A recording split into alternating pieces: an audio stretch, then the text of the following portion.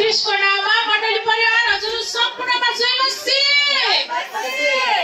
आज आराधना सेवामा हजुर सम्पूर्णलाई स्वागत गर्न चाहन्छु अनि सबैजना आनन्द कुशल हुनुहुन्छ? हालेलुया। आनन्द कुशल हुनुहुन्छ भने एकपटक जोरदार ताली बजाउनुस्। सबैको आशिषको निम्ति म एउटा वचन पाठ गर्न गइराखेको छु। कलसी 3को 17ले यसरी भन्दछ, कुरा वा काममा जे गर्छौ सबै कुरा उहाँद्वारा नै परमेश्वर पितालाई धन्यवाद चढाउँदै प्रभु येशूको नाममा गर। हालेलुया। हामीले 6औं दिनसम्म है काम गर्यौं। आज 7औं दिन है विश्राम दिन। परमेश्वरले पनि विश्राम दिन भनेर तपाईँ र मलाई दिनुभएको दिन है। कतिजनाको छुट्टी शुक्रबार होला, कतिको आइतबार होला है। सेवा सङ्गति पनि ठाउँ ठाउँ अनुसार हुन्छ। नेपालमा शनिबार हुन्छ भने यहाँ शुक्रबार प्रायः जसो अनि इन्डियामा आइतबार है। अनि विश्राम दिन दिनुभएको छ। हामी एकसाथ भेला भएर भजन सङ्ग्रह 34 को 3 ले भने चाहिँ हामी चाहिँ एकसाथ भेला भएर उहाँको नाउँलाई उचाल्नका लागि यस ठाउँमा भेला भएका छौँ। हामी कोही पनि है यो समय बातचित गर्ने छैनौँ है, बातचित गर्ने छैनौँ। हामी यहाँ भित्र पसिसकेका छौँ अनि हाम्रो मन मस्तिष्क समझ शक्ति हृदय विचारलाई चाहिँ परमेश्वरतिर हामी केन्द्रित गर्नेछौँ है। हामी आज जस्तो आएका छौँ त्यस्तो होइन, परमेश्वरको जिउँदो उपस्थितिलाई हामी महसुस गरेर हामी फर्कन सकेको छ है। अनि त्यसै कारणले गर्दाखेरि मत्ती 18:20 ले भन्दछ, जहाँ कि मेरो नाममा 2 कि 3 जना भेला हुँदछ त्यहाँ मेरो जिउँदो उपस्थिति हुनेछ। हाम्रो बिचमा उही जिउँदो प्रभु येशू ख्रीष्ट उपस्थिति भएको छ। अनि उही प्रभु येशू ख्रीष्टलाई फेरि पनि हामी ताली बजाएर स्वागत गर्नेछौँ। हालेलुया। हालेलुया। आउँदै हुनुहुन्छ सबैजना। हामी ढिलो नगरिकन हामी आजको सेवालाई अगाडि बढाउनुभन्दा